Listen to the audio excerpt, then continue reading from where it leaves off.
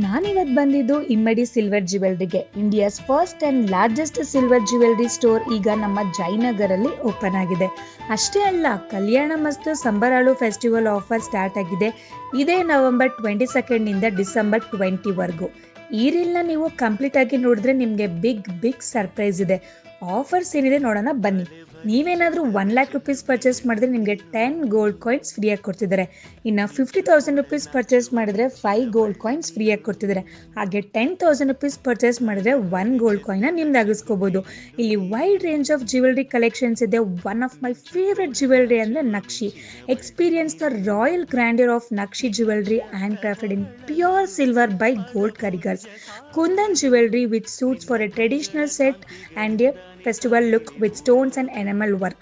CZ Diamond Jewelry includes a diamond alike silver collection which gives a sparkling modern party wear vibe, and the Victorian Jewelry gives you antique finish and a vintage elegance.